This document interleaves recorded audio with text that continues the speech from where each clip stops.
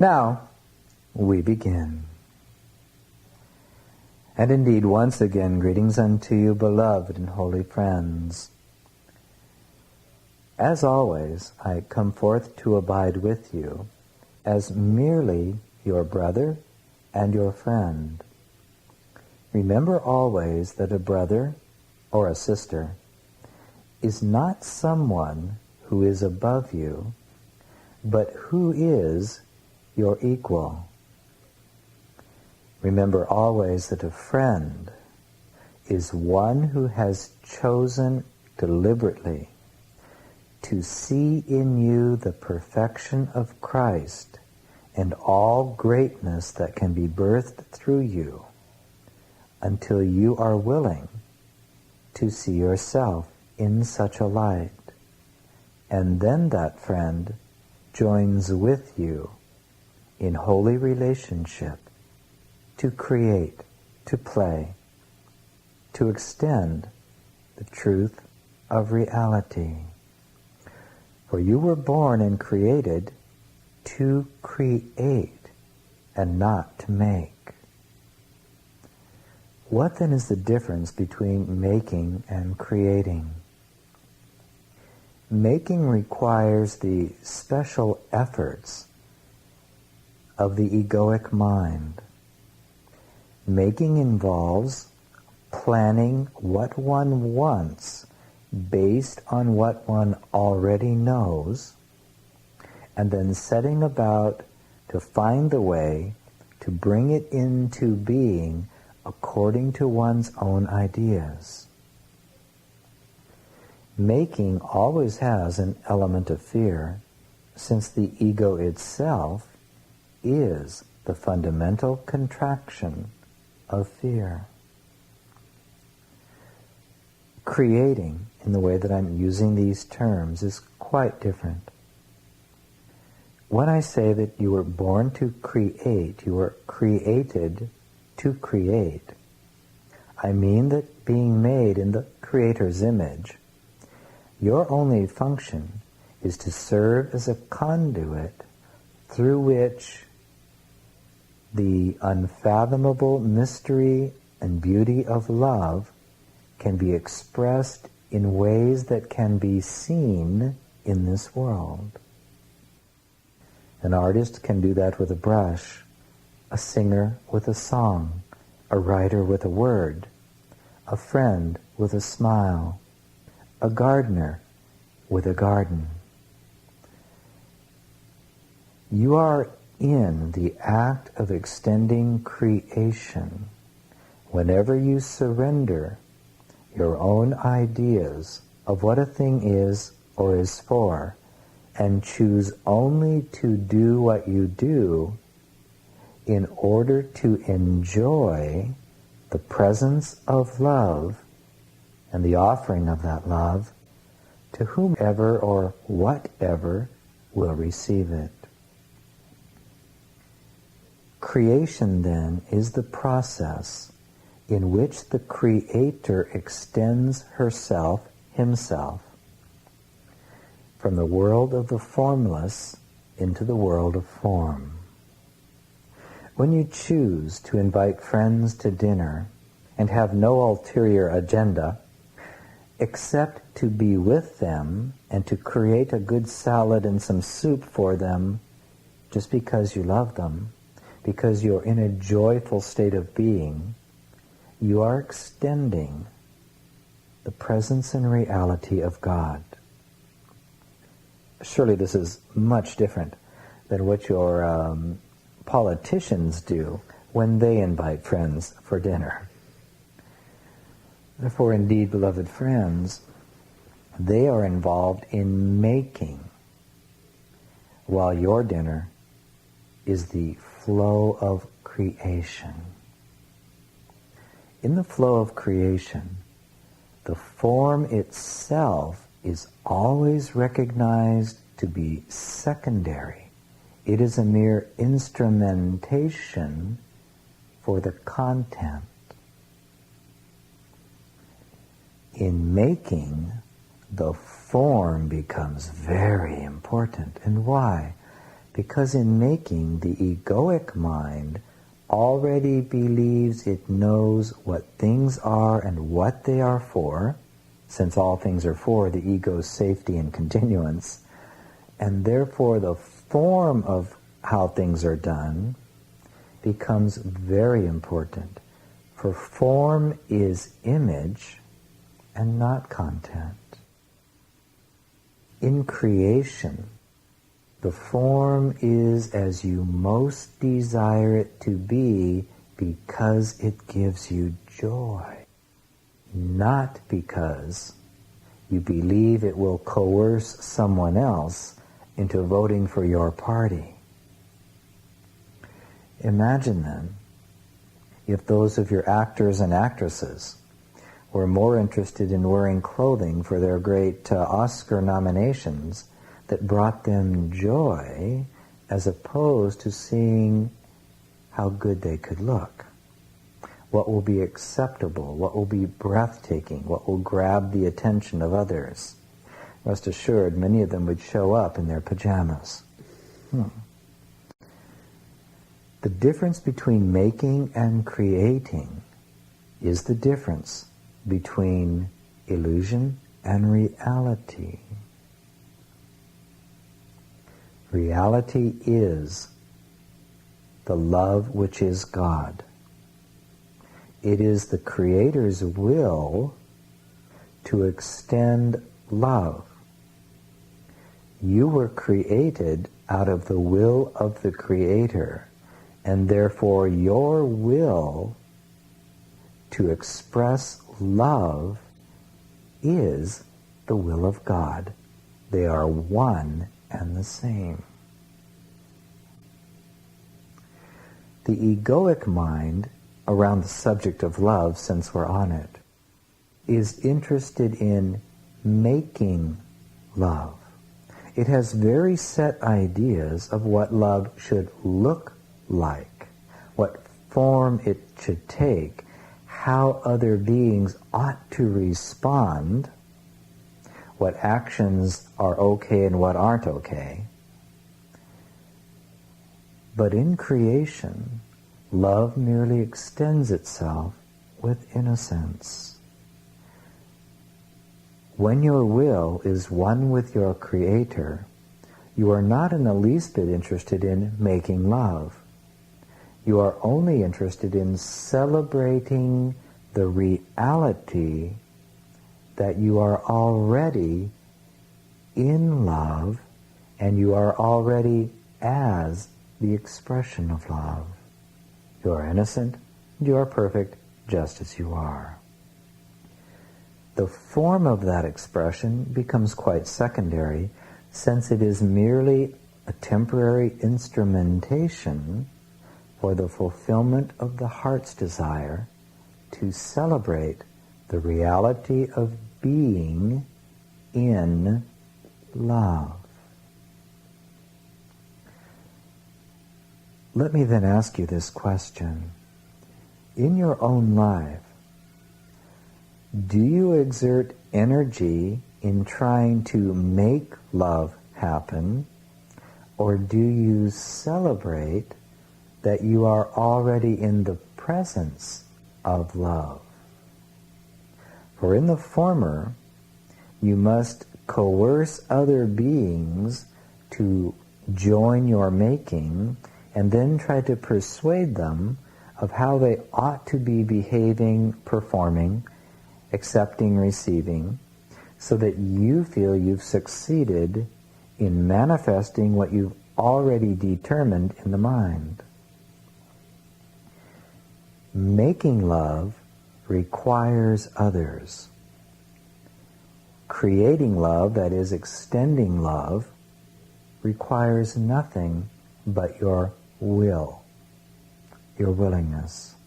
This means that you are perfectly free and do not need the world to show up in any certain form before you decide to be in love. And when you are in love, love will guide the expression of form. That's truly how simple it is. And you will know right away if a smile is enough, whether to another human being or to a leaf on a tree. You'll know, if you're with another, exactly how to express it. There won't be a question, there won't be a doubt, there will be no interference of the egoic mind. There will be no fear. For when the mind is truly in the will of God, there is no time. Since there is no time, there is no reference to the past and no reference to the future. For these things abide in the duality of time. They are not part of what alone is eternal. The past has passed away. The future is at best a fantasy in the mind. The present is where God abides. The peace of Christ, then, depends on your willingness to abide in the present for no other reason than to extend creation, to be one who receives love, acknowledges the presence of love, breathes love, and then allows it to flow through the body-mind, through the voice, through the handwritten word, through the wink of an eye, whatever it is, and then you're done with it and you're on to the next moment.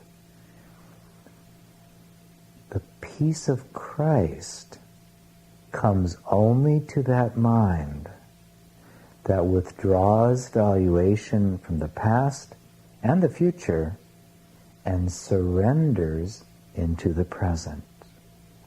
For only in the present can love be felt, known, and extended. Such a mind is a creator. And through that mind, the perfection of love's extension flows without impediment, without obstacle, and without mistake.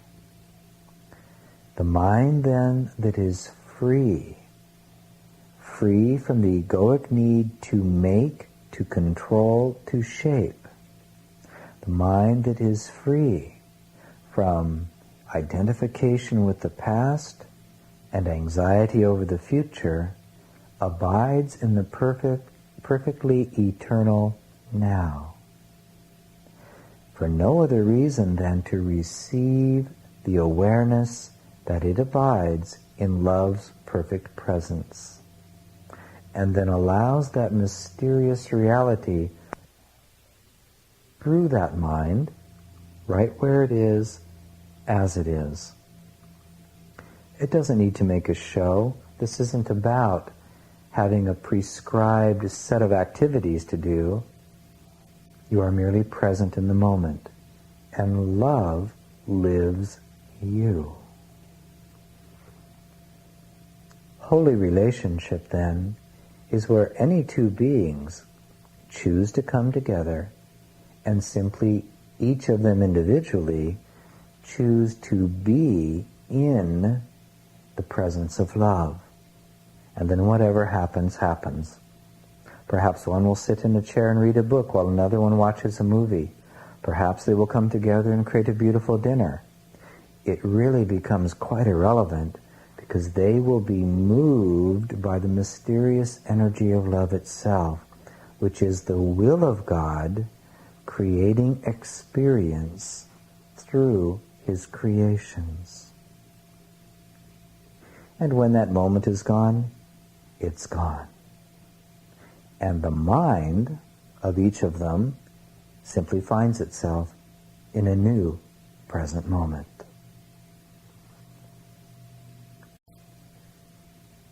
The difference between making and creating is essential in the way of knowing. Therefore, I want to invite you in this hour's theme and message to begin to look at your own life. Where are you resting in knowing and allowing creation to flow through you in each present moment?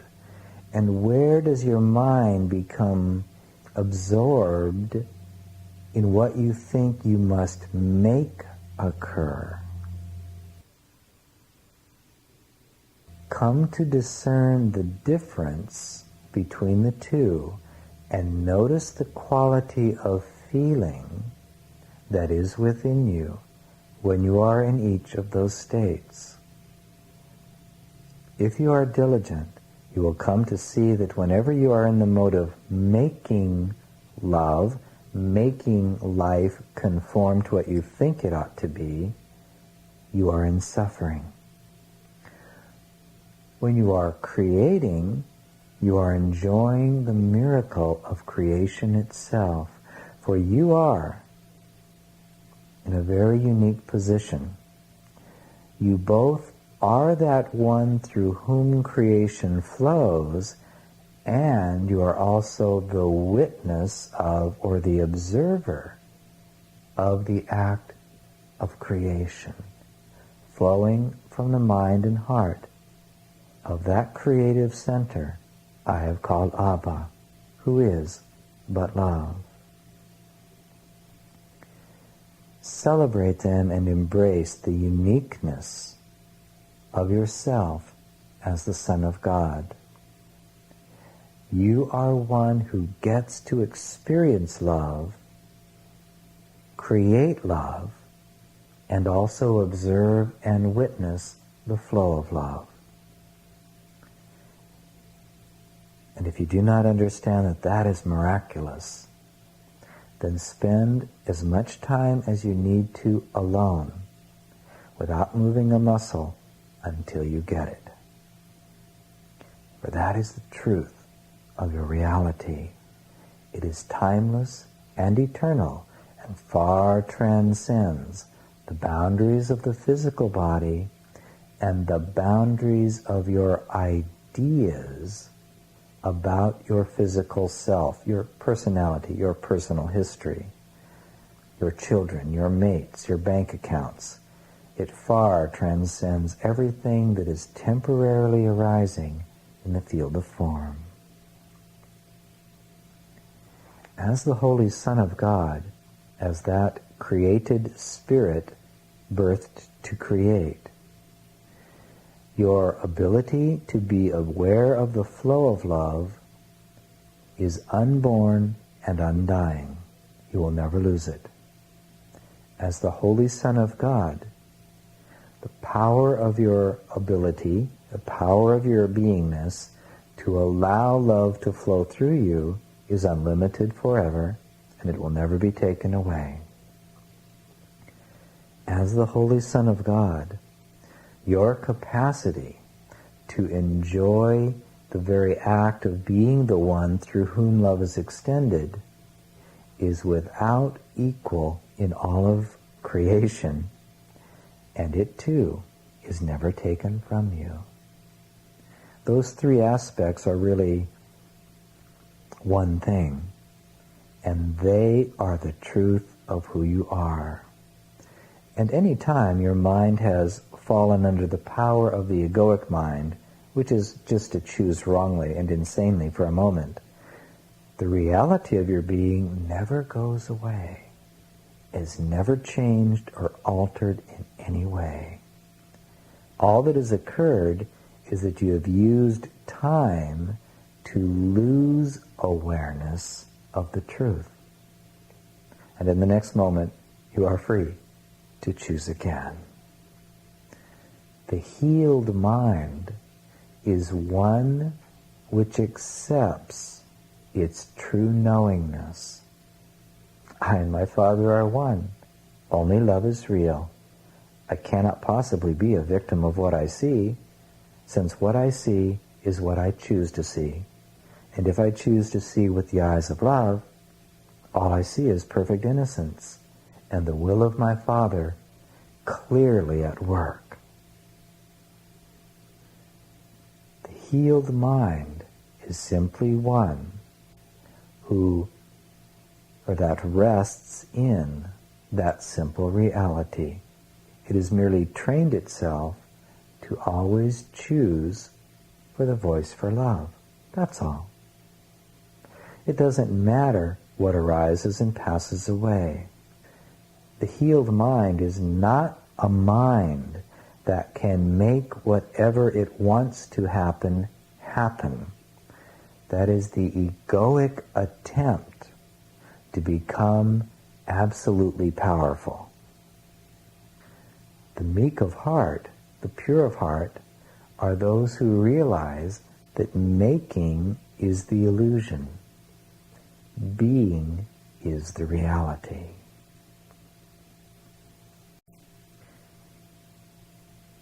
Making and creating. Doing frantically or being the presence of love, out of which creative contexts emerge because it is the will of the Creator to extend himself through a myriad of forms that arise and pass away. The forms change, but the content or the essence does not.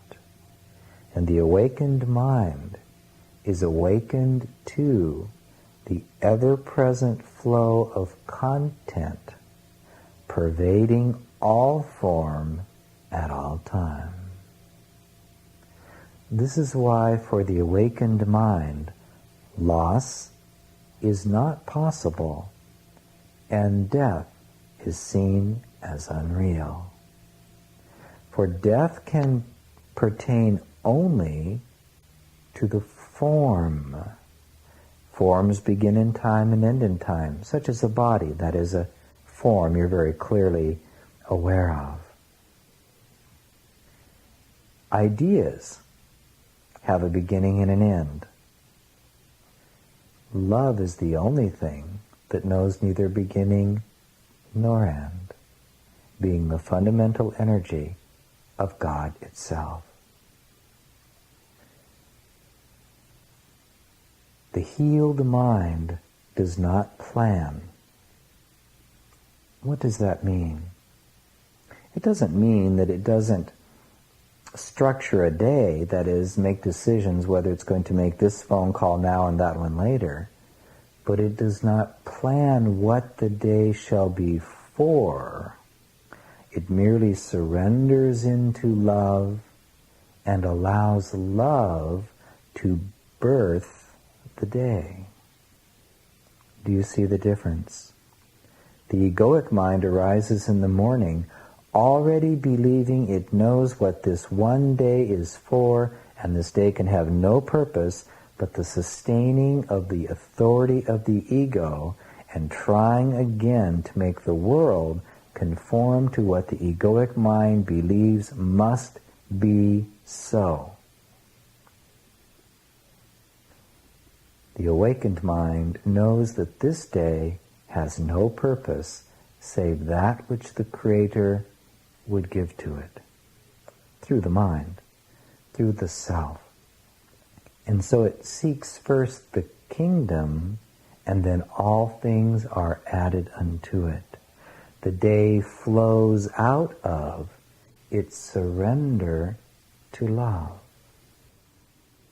The healed mind, the truly healed mind, is one who is like the wind. When you look upon the wind, you cannot tell from where it's coming, and you don't know where it's going. It's not a logical thing. You can't control it. You can see its effects. You can try to measure it. You might even try to predict it, but it will always leave you guessing. A healed mind is not interested in making. Its only interest is the delight and joy of creating.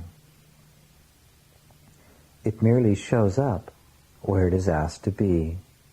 It no more laments or complains if it is asked to work 23 hours a day at bringing forth some creation that extends the presence and love of God. It merely does, what is asked. The healed mind is no longer attached to the world's definitions of success or failure, for those pertain to the realm of making. It is no longer attached to what others think of its creation, for it trusts the mystery that has birthed it and that operates through it in each moment. Indeed, beloved friends, consider well. Are you devoted to making or creating? By way of a simple exercise, in this very moment, how are you approaching the listening to this tape? Did you remember to begin it, as we've suggested many times, as one who knows that they are already Christ, and they are merely sitting down to abide with a brother and a friend who is their equal and sees the truth of them, to open the heart and trust that what emerges in the form of your experience as you listen to these words is exactly what is perfect for you in this moment? Or did you sit down determined to make yourself like Jeshua by memorizing the words, by getting the concept? The relaxed mind absorbs all knowledge. The making mind misses all knowledge. The relaxed and healed mind is like a sponge that is constantly learning and being shaped by what it learns. The making mind has no room in it to receive anything new because it has already decided what the truth is, what it should look like, and what it should sound like. It misses the moment in which it can observe, be the conduit for, and the one who is creating an experience of love.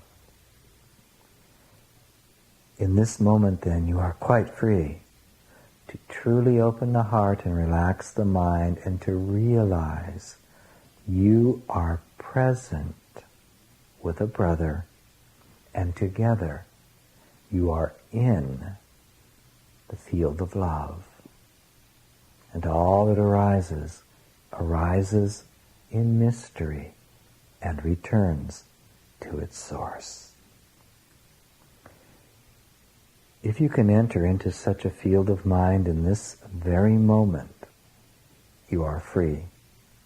And you are indeed one who knows.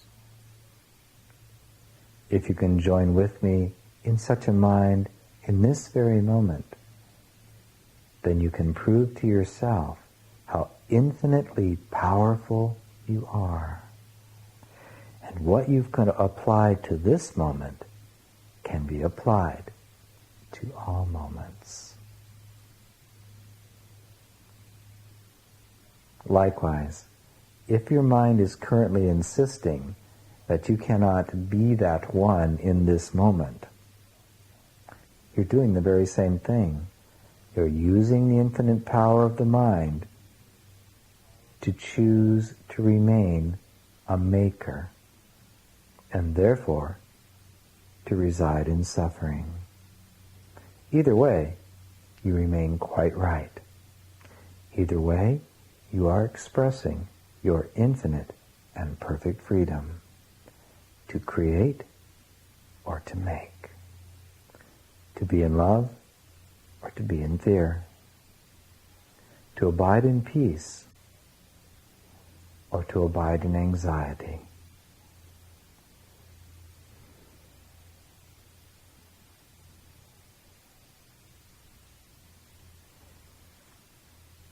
Now,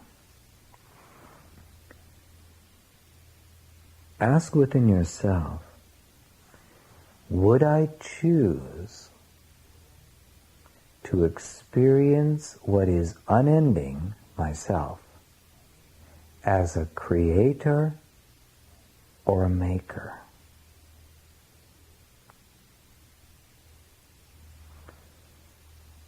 If you choose the path of the creator,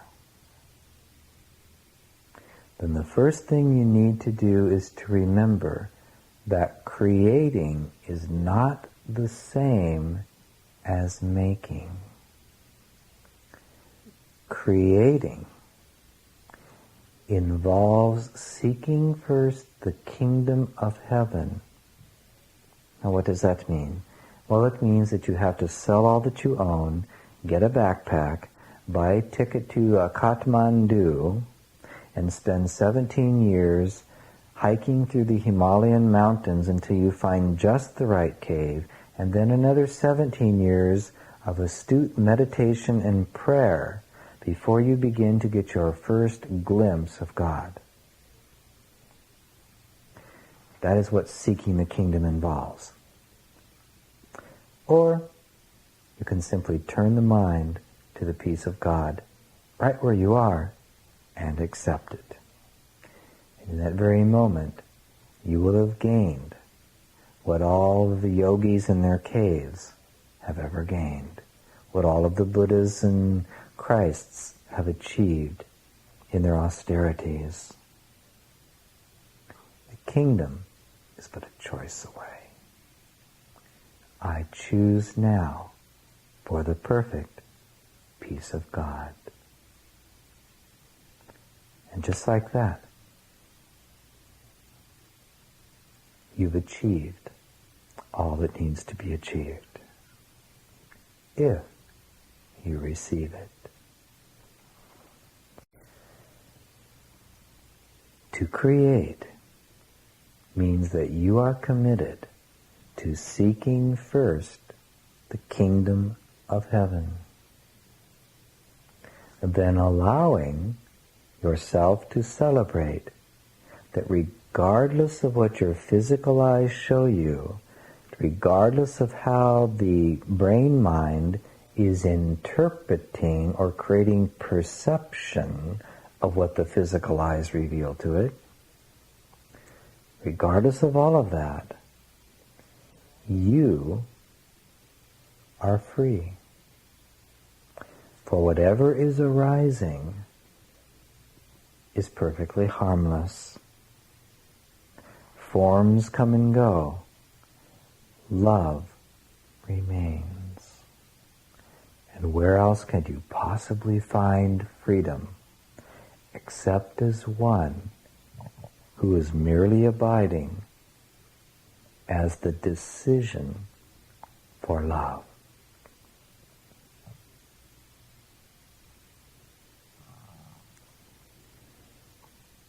If you would be a creator, you'll need to give up striving. For striving is part of the world of making. You will need to give yourself permission to cultivate a mastery of allowing. Allowing is not a passivity. Allowing is not sitting on your pillow waiting for the universe to manifest good things in your life. Allowing is an act of turning within, appreciating your oneness with God, and simply asking, Father, what would you like to create in this moment? And suddenly a thought comes, and the thought reveals you driving your car 35 miles to see a friend and inviting them to dinner. Well then, get on with it. Driving your car for 35 miles is an act that takes energy. It is not a passive act at all. Allowing is a very powerful state of being, for allowing does not resist anything in the field of action. Anything. And if you're asked to create a retreat center in northern New Mexico, well, you simply get on with it, even though you have no idea how it's going to come to pass. You merely make yourself available and you show up. On the outside then, a creator, a true creator, may look very ordinary. A creator may look to be one who is, shall we say, not getting the applause of the world. Their picture may not be on the front of what you call the People magazine. They may not be the centerfold in the play boy or play girl. A creator is one who is delighting in allowing the flow of life to find ways to touch hearts and minds with love. The creator is not about storing up golden coins for a winter's day. The creator is merely about watching, being a conduit for, and being involved in the creative extension of love. That creation might require the storing up of golden coins, for the Creator resists nothing of the world. Nothing is seen as good or bad. It's just an instrumentation for effecting the will of God. The will of God is the extension of love. And when you are involved in that, your will is one with the Father. That's all.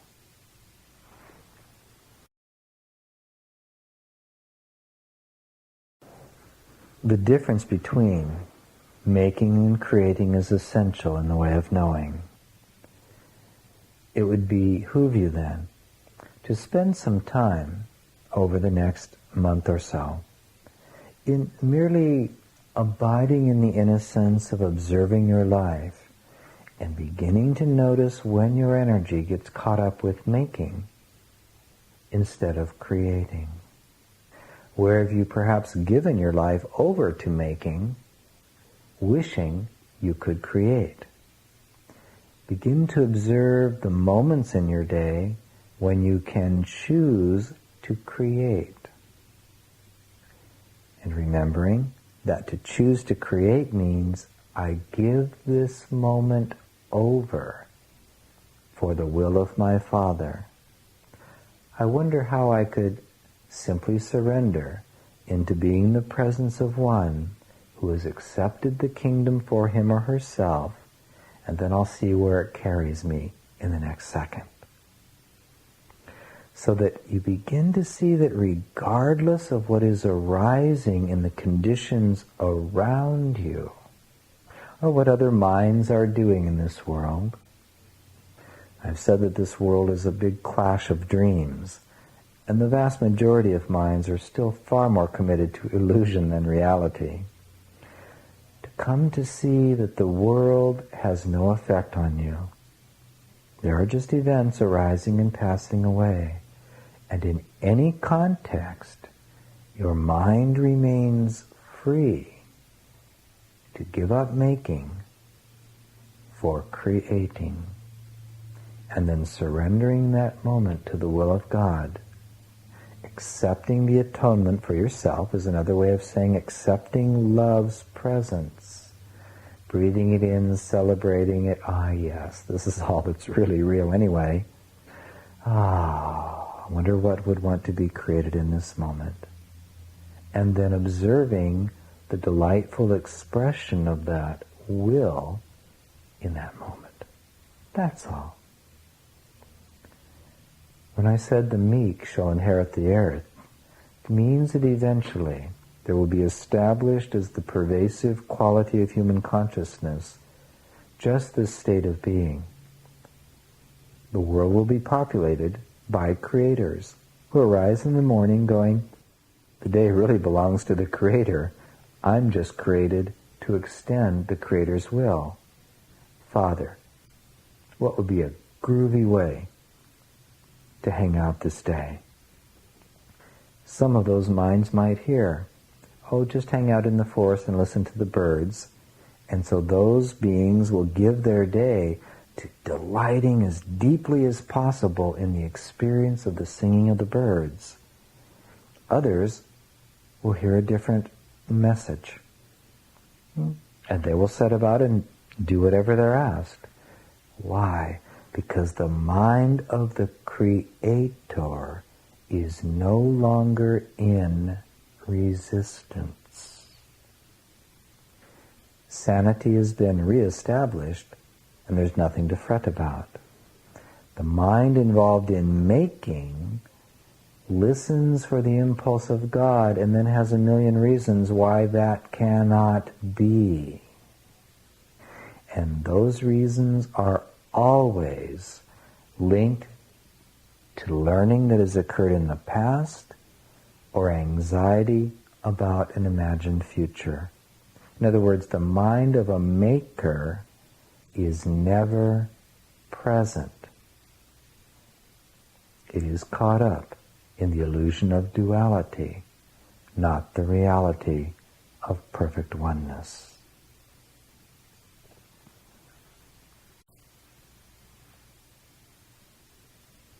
One who knows is a creator, and a creator is empty of himself, that is, empty of the self that was made in error.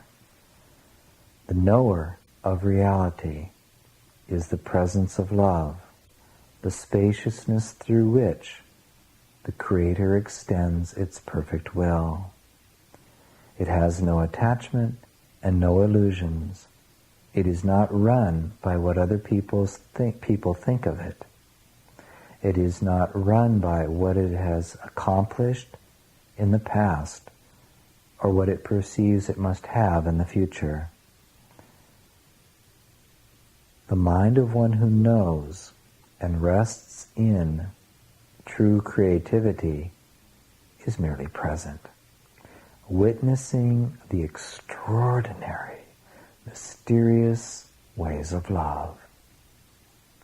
For love allows all things, embraces all things, trusts all things, and therefore transcends all things.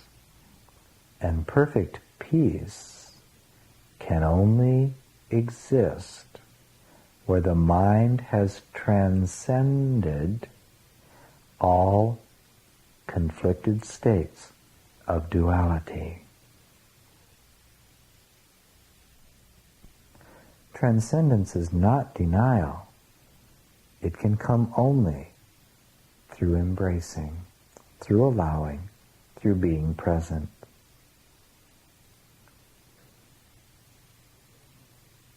Your mind is a mind that has been healed. You do not need to heal it. You only need to accept that healing has been accomplished by the grace of that love that birthed you to create. That is what I meant when I've said, a teacher of God need only accept the atonement for themselves. I am already healed. Time to get on with it. All forms of healing, then, are merely contexts created by love through a mind that has accepted healing, a context created that would give the mind that perceives itself as unhealed an opportunity to choose differently. Therefore, I want to create for you a context in this very moment, a way of demonstrating to you exactly what I've been sharing with you in this hour. For in this moment, as a brother and friend who loves you and loves my Father, I am merely allowing myself to create words recorded on a tape that helps to create a context that I am literally observing emerge. I have not planned it. I'm not trying to make anything happen. I am abiding in love, and out of that love, I am now receiving the thought from the will of my Father. I am observing it flow through my mind into the field of being that you would know as this, my beloved brother, being translated through electrical impulses into that which creates a vibration of vocal cords, that creates words that are recorded onto a tape, that are then heard by your ears, that send vibrations to your brain mind, and giving you permission to access it with a deeper self that knows the truth. I am witnessing all these things even as it flows through my mind toward yours. I invite you then now into the context of healing. Say then this within your holy mind. My mind has already been healed by the grace that birthed me in its image. I need only use the power of that mind to choose the perfect peace of God. I do so now and forevermore. I am one who knows. Father, what would you create in this moment that is an extension of love? And do nothing but observe what comes into your mind. What feeling suddenly flows through the body.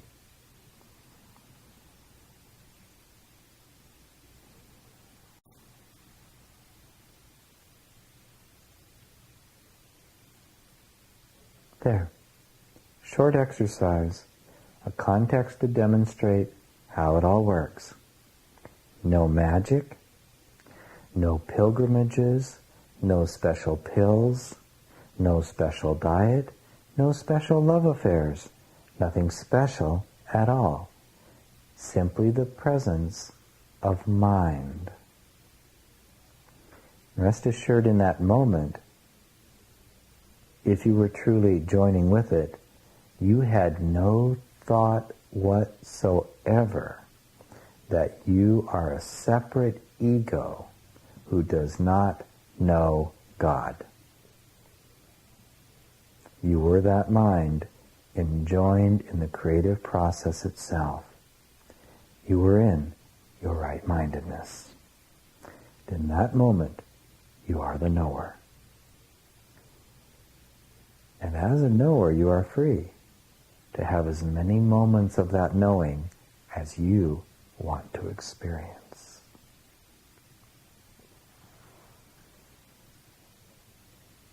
So, beloved friends, merely observe the mind for a while until you learn to detect the difference between making and creating. You'll come to discover that creating is much more fun, takes a lot less energy or effort, and creates a whole lot more joy within your own experience, your own energy field. Delight in that simple practice, and remember, you don't have to go to a temple in Tibet to perfect it. For wherever you are in the temple created for you by the Creator who loves you and knows exactly how to enlighten forevermore the mind of the Creator that He has created.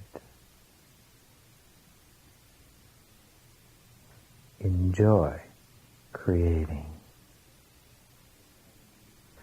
And with that indeed, beloved friends, peace be unto you always, you who are eternally perfect co-creators with our Father. Peace be unto you always. Amen. What is the difference between joy and pleasure, and why do a lot of spiritual traditions denounce pleasure? This is a very wise question you've been prompted to ask in your willingness to be a creator. There is indeed a difference between joy and pleasure.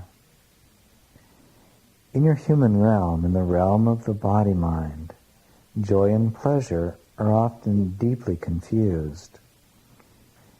And so the mind becomes hoodwinked into pursuing pleasure, believing it will find joy. How then to distinguish between the two? Pleasure is dependent on a specific energetic state temporarily passing through the nervous system of the body. Joy is a quality of recognition in the spirit or the deep mind or the heart that transcends all conditions. A mind that is awake can know joy in the midst of what appears to be the hardships that can pass by in life. By way of my own experience as a man upon your plane, your world would say that my crucifixion was a very painful experience. There was a lot going on in the body, but I was in a state of joy, not a state of pleasure. When I danced and sang and drank some wine and broke bread with my friends, I experienced pleasure.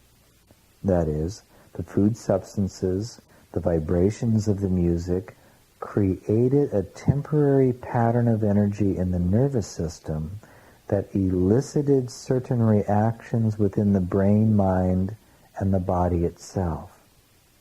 Pleasurable sensations. I learned, because I was taught to learn, that pleasure is exactly the same as pain in this regard. It has a beginning and an end, and it passes through the physical body and the nervous system and the brain, and that's it. I learned that joy was becoming free of all illusions of separation. Imagine that the depth of your mind was truly like a spacious ocean that could contain all waves that arise within the field of the body-mind without any resistance at all, without being disturbed in its depth. There could be a great storm on the surface, but the depth of the ocean is undisturbed. Joy is a quality of awareness that is brought about through the release of illusions and the correction of how the mind thinks and how the heart feels. Joy is a quality of being that is not dependent on health or disease, money or poverty, birth, death, loss, or gain. To gain something in the world does not increase joy. It may temporarily give you pleasure. That should give you enough to think about in regard to that part of your question. Why have certain spiritual traditions denounced or sought to help their practitioners get out of the pleasure trap? Well, frankly, just because of this, because the human mind equates pleasure with joy, and therefore when unpleasurable sensations such as sadness, such as confusion or doubt, or such as a physical sensation from an illness is passing through the body, the mind wants to get out of that state and create a different state. But that is merely the realm of duality, in which there is no freedom. True joy comes when no passing state of feeling in the body is denied or judged, but rather embraced and experienced, because that mind realizes it is not the passing state. It is not limited or identified with the passing state. The joy-filled mind can cry like no one has ever cried before. The joy-filled mind can embrace sadness to the depth, the greatest depth that could be imagined. The joy-filled mind is the mind that observes all things, trusts all things, allows all things, embraces all things, transcends all things. Joy, then, is a quality of knowingness. Pleasure is a physiological state, very temporary, of the body-mind. Why then would any spiritual teacher say, be very careful, don't seek pleasure? Simply because the mind can become addicted to thinking or confusing joy and pleasure. Therefore, whenever things aren't going right, it will try to recreate a temporary pleasurable state in the body. But all that does is continue the rut of the mind's misidentifying itself as the body. It keeps it in the realm of temporality and not in the realm of the eternal. Now, does that mean that you should refuse pleasure? Absolutely not. Just don't seek it. What do I mean by that? I've said to you many times that the body cannot be used to get. It can only be used to give. The healed mind does not need to use the body to get anything, for it sees that the body is merely a temporary communication device.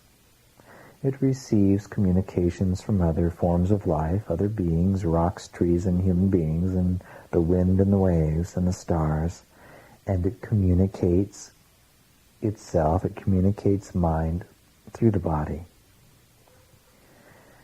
Many, for instance, in the realm of sexuality, are trying to use the body to get something called the pleasurable state because they think that pleasure is the same as joy. But the awakened mind, no longer misidentifying joy and pleasure, allows pleasurable states to pass through the body-mind, but only as a secondary effect of its decision to use the body to enjoin with sexuality for the sole purpose of communicating to another, I see you in your perfect innocence, and would celebrate it by joining with you whole bodily. So it is involved in giving, and the pleasurable states that may or may not come, and are always perhaps a little different, are only secondary. And afterward, that mind doesn't give it a second thought. It doesn't say, wow, the lights and bells and whistles didn't come on, it just wasn't what it should have been. That kind of mind is involved in getting, because it needs pleasure, because it believes that pleasure is the same as joy. Joy is the recognition that I and my Father are one, and that in all contexts I can choose love over fear. Therefore, indeed, there is a reason that many spiritual traditions have warned its students about the pleasure thing. Often that has gotten misinterpreted and gone beyond the point of its usefulness. If a mind denies or suppresses pleasure, it has the same effect as the mind that becomes addicted to pleasurable states. It will put out as much energy to resist a passing physiological state as the addicted mind will put into seeking pleasurable states. Either one is imprisonment. Therefore, my suggestion for you is, do not seek pleasure, but rather seek the kingdom. Be the presence of love, and when pleasurable sensations pass through your awareness in the body-mind, notice them, accept them, and be done with them. Just like when so-called unpleasurable states, sadness, anger, fear, whatever it is that is arising, notice it, embrace it, let it pass through. Get on with being the presence of love. Does that help you in regard to your question? Yes. Did it bring any illumination? Yes. And indeed, beloved friend, remember, the body simply cannot accomplish getting anything. It can be used for grand things, the extension of love. That in itself usually will generate acceptable, passing, pleasurable sensations.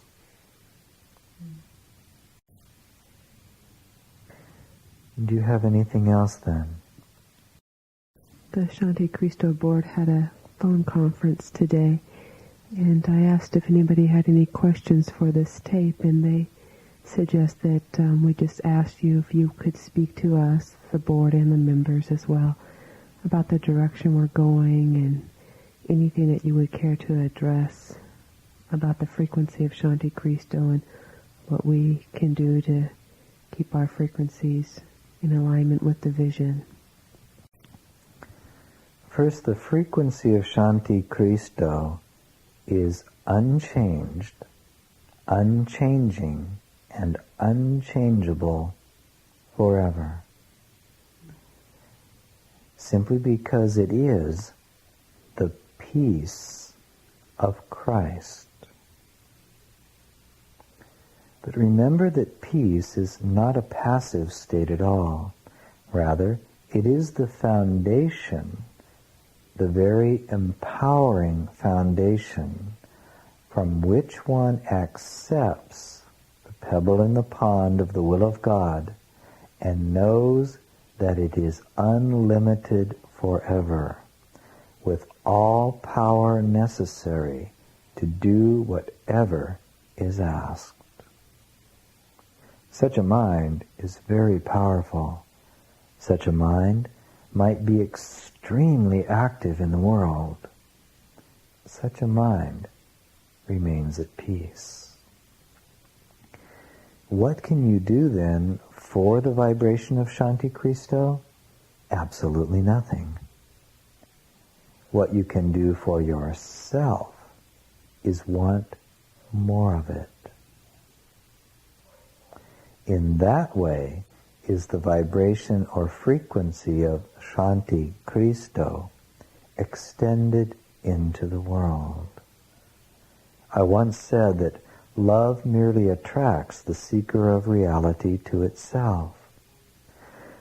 God then pours himself out into the world by becoming so attractive that his creations, the minds that populate the world, want more of him, and they open to receive what is present. Therefore, if you would serve the extension of Shanti Cristo, be ever vigilant to discipline the mind to want only more of God for yourself. As you open to more of God and wait on no one, other minds will decide whether or not they are willing to release what is obstructing them from receiving more of God. And then you'll be guided in how to create a context that might allow that to occur.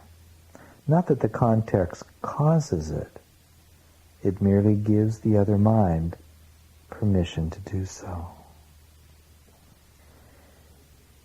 Do not become overly attached to the form or the accomplishment, but rather to the frequency you are allowing yourself to live within. Remember that all things are perfect. You need not be concerned about, shall we say, being a model, being a way shower. You should not be concerned whatsoever with satisfying everybody who's looking for God who might come your way. Rather, see that you are releasing the impurities that block the pure presence of God's love, specialness, egotism, denial, fear, what you would call, as I've heard you term it, going up and out instead of down and in, thinking instead of feeling. Thinking instead of dancing would be my way of saying it. Are you extending love? Are you giving freedom to each and every mind, wanting only that mind to experience greater joy, letting them have their freedom in how they discover that? Are you awaking each morning with appreciation and joy, knowing that Shanti Christo has already been fulfilled and manifested? Are you delighting in allowing it to manifest in such a way that you learn something new about the nature of mind, the power of consciousness, and the reality of love? If indeed then you would serve the vibration of Shanti Christo, you must be a creator and not a maker. But remind all of this, making is not the same as taking action. A mind can be involved in making by refraining from taking action. Does that make sense for you? Yeah. Therefore, trust all things, allow all things, celebrate all things, see the perfection of all things, and be the vibration of Shanti Christo. That should be enough for now.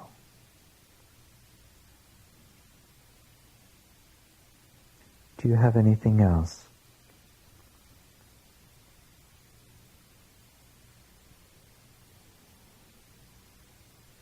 Very well.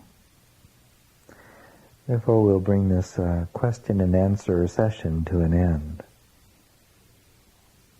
And yet, I would say unto all of you, to each and every one of you who will hear these words now and even 50 years from now, remember always that the one who speaks to you through the vibration of these vocal cords is indeed that one who walked upon your plane as a man some 2,000 years ago and delights only in extending creation, who looks upon you as a brother and as a friend, and who sees only your perfect innocence and delights in communicating with the only begotten child of God. You. Be you therefore at peace, and know you are loved. Amen.